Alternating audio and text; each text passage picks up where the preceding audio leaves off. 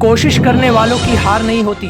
बहुत से काम करने से पहले नामुमकिन लगते हैं, लेकिन हिम्मत करने वालों ने नामुमकिन काम भी करके दिखाए हैं। जैसे जीतम राव मांझी, जिसने अकेले पहाड़ को चीरकर रास्ता बनाया था, आज दुनिया उसे माउंटेन मैन के नाम से जानती है।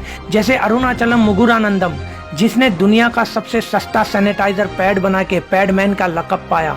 आज हम ऐसे ही शख्स की बात करेंगे जिनका नाम है कमलाकर शिनॉय, जिन्होंने अपनी जिम्मेदारी को निभाते हुए अपने हक और देश की भलाई के लिए हर जायज़ कोशिश की और आज भी मुंबई के लोगों को ट्रैफिक और सिविक इशू के लिए अवेयर कर रहे हैं। जिन्होंने बाइकल्ला ब्रिज के डेमोलिशन से पहले बाइकल्ला मार्केट के अल्टरनेट ब्रिज बनाने के लिए बीएमसी पर प्रेशर बनाया और मझगांव के हैंकॉक ब्रिज बनने में भी एडवोकेट प्रदीप थोराट के साथ कमलाकर शिनॉय का बड़ा योगदान है।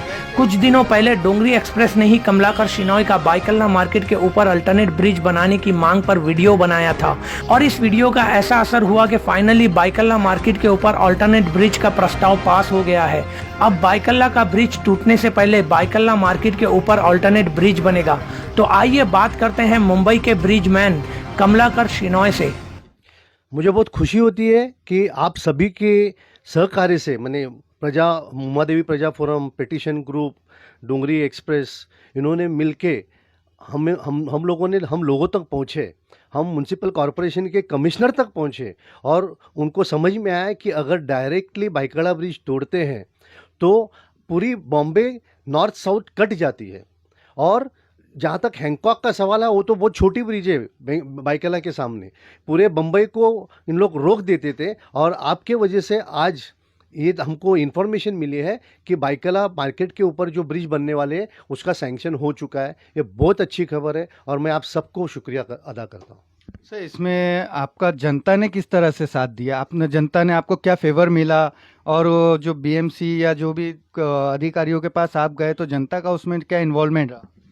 सर, लोगों ने मेरे ट्वीट्स को फॉरवर्ड किए हैं, ट्वीट्स को लाइक किए हैं, मेरे फेसबुक पे लाइक्स दिए हैं और काफ़ी लोगों ने म्युनिसिपल कमिश्नर और पॉलिटिशियन से भी मेरे ख्याल से उनको मिले हैं और उनको बताया कि ये गलत बात है और वो प्रेशर उन पे बन चुका था और जिसके वजह से उनको ये ब्रिज को बनाना ही पड़ा।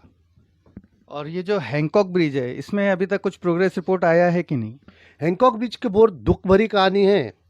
यहाँ तक कि आज 6 साल होने के तोड़ के 6 साल होने के बावजूद उनको ऑब्स्ट्रक्टिंग जो बिल्डिंग्स हैं उनको अल्टरनेट एकोमोडेशन देने के बारे में उन लोग को कुछ विजन ही नहीं है और ना कुछ प्लानिंग है।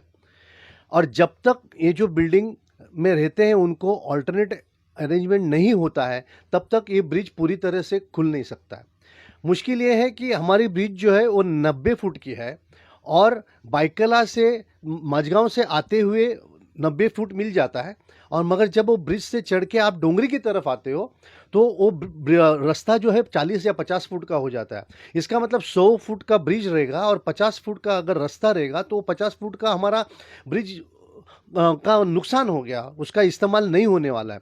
और हाल ही में आपको बताना है कि हमारे जो मेट्रो लाइन्स की जो गिरगांव में बात थी, वहाँ जो ऑब्स्ट्रक्शन थी तो गवर्नमेंट ने उनको अल्टरनेट एकोमोडेशन दे के वहाँ के ऑब्स्ट्रक्शन निकाल के वो इंफ्रास्ट्रक्चर को सही हिसाब से बनाया। वही जो सही बात से सही तरीके से ये हैंकॉक ब्रिज बनना चाहिए, ऐसे हमारे यहाँ नहीं दिखाई देता है। क्योंकि हमारे म्युनिसिपैलिटी के स्टेट डिपार्टमेंट में प्रोजेक्ट अफेक्टेड पर्सन्स के लिए काफ़ी फ्लैट्स होते हैं। उनके नए नए प्रोजेक्ट्स में उन लोग रिजर्वेशंस रखते हैं पीएपी के लिए। वैसे ही म्हाड़ा में भी प्रोजेक्ट अफेक्टेड पर्सन्स के लिए रिजर्वेशंस होते हैं। मगर मुश्किल से ये है कि हमारे जो पीएपी है, हमारे स्टेट डिपार्टमेंट उसको डेवलपर को सस्ते भाव में बेचती है और हमारे म्हाड़ा के जो लोग हैं वो जो सरेंडर करना है डेवलपर्स ने वो लेती नहीं है। उसके लिए मैंने PIL 28/17 डाला, जहां हाई कोर्ट ने उनके ऊपर FIR दर्ज करने की आदेश दिए। और दुर्दैव की बात है कि हमारे गवर्नमेंट जो उनको 40,000 करोड़ की जगह मिलने वाली थी है, वो उनके खिलाफ सुप्रीम कोर्ट में अर्ज डालती है और हमारे खिलाफ जाती है, जबकि कोर्ट की ऑर्डर उनके फेवर में है। फिर भी हमारी गवर्नमेंट 40,000 करोड़ की प्रॉपर्टी रिकवर नहीं करते हुए या उसकी कोशिश नहीं करते हुए सुप्रीम कोर्ट में चैलेंज करती है। इसलिए मेरी ये दरखास्त है पूरे गवर्नमेंट से, पूरे म्युनिसिपैलिटी से कि आपके पास जो सरप्लस एरिया है उसको लीजिए, और जितने भी प्रोजेक्ट्स है, अभी यहाँ तो अभी 11 ब्रिज तो भाईकला की सिवाय और भी बहुत है जहाँ काफ़ी लोग ऑब्स्ट्रक्टिंग होने वाले हैं, जिसके वजह से ब्रिज टूटने वाला है या टूटने से रोकने वाला है। तो ये जो पीएपीज है आपको लेना है और सभी को इनको देना है, जिसके वजह से हमारे कोई भी इंफ्रास्ट्रक्चर प्रोजेक्ट रुक नहीं जाएंगे और जल्दी से जल्दी उसको हम पूरी तरह से ख़त्म करने की कोशिश करेंगे। सर, ये जो हैंकॉक ब्रिज है और जो बाइकल्ला ब्रिज है, इस दो ब्रिज को हम इस वक्त लेके बात कर रहे हैं। इन दो ब्रिजों के अंदर डिफरेंस क्या है? जो काम हो रहा है, प्रोजेक्ट चल रहा है, डिफरेंस क्या है? हम क्यों बता रहे हैं? ये प्रोग्रेस रिपोर्ट के बाइकल्ला में हमारे को एक पॉजिटिव रिजल्ट आया है और हैंकॉक में क्या नेगेटिविटी है, तो इसको आप डिफरेंस बता सकते हैं ताकि जनता की समझ में आ सके कि क्लियर बात क्या है, एग्जैक्टली उनका कहाँ नुकसान और कहाँ फ़ायदा हो रहा है। पहली बात तो है कि जहाँ तक हैंकॉक ब्रिज का सवाल है, वो 57 मीटर्स का ब्रिज है। चाइना में इससे 3 गुना ब्रिज 36 आवर्स, 36 दिन है, महीने नहीं है, 36 घंटे में तोड़ते हैं, बनाते हैं और पब्लिक को छोड़ देते हैं। और मुश्किल ये है कि हमारे यहाँ 4 साल तोड़ के सो जाते हैं, ये बहुत बड़ी मुश्किल है। अब difference between Byculla bridge and Hancock bridge ये है कि हैंकॉक ब्रिज जो है वो ईस्ट और वेस्ट को कनेक्ट करती है। तो इसके वजह से यहाँ का ट्रैफिक आप अगर समझें कि एक है, तो बाइकला ये नॉर्थ और साउथ को कनेक्ट करती है, यानी पूरे बम्बई को साउथ से कनेक्ट करती है। और हैंकॉक ब्रिज जो है डोंगरी को मझगांव से कनेक्ट करती है। तो ये एक यहाँ जब हैंकॉक ब्रिज पे एक गाड़ी चलेगी तो बाइकला ब्रिज पे कम से कम 50 गाड़ियाँ चलने वाली है। तो इस वजह से आज हैंकॉक ब्रिज की वजह से पूरा साउथ बॉम्बे जाम हो चुका है।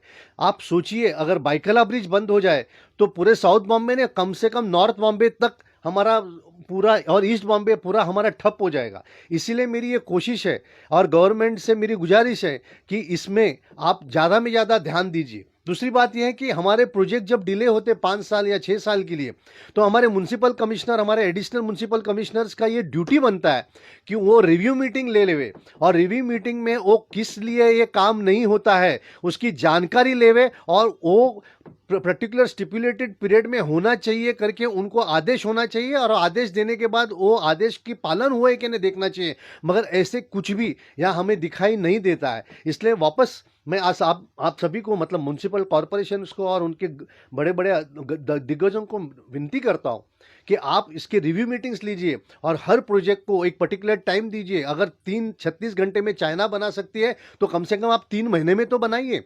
आपको जो एनओसी दिया गया था ट्रैफिक पुलिस ने, वो सिर्फ 6 महीने में ब्रिज कंप्लीट होने के लिए आपको एनओसी दिया गया था और आप 6 साल से अभी तक कुछ नहीं कर रहे हैं। अभी तक आधा ब्रिज नहीं हो रहा है। इसलिए आप प्लीज़ इसमें ध्यान दीजिए। म्युनिसिपल कमिश्नर को मेरी रिक्वेस्ट है, additional municipal commissioner city, additional municipal commissioner projects, ये तीनों ने अगर इनमें ध्यान दिया और उनके आदेश दिए तो किसी की हिम्मत नहीं होगी उसको डिले करने के लिए।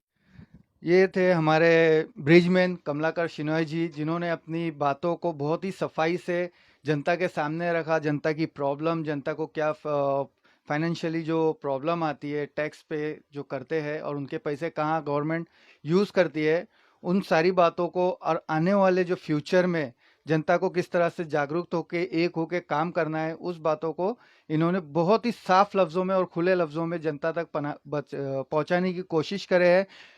हम चाहेंगे कि जनता इनका साथ दे, इनसे जुड़े और इनसे जो भी सिविक्स मैटर या जनता से रिलेटेड मैटर है उस बारे में इनसे राय ले।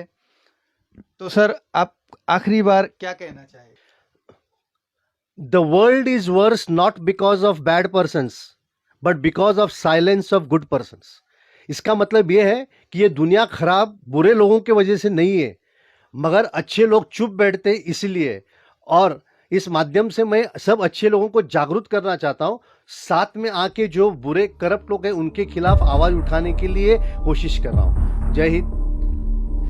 मैं कैमरामैन मजहब शेख के साथ इकबाल जुबेरी, डोंगरी एक्सप्रेस।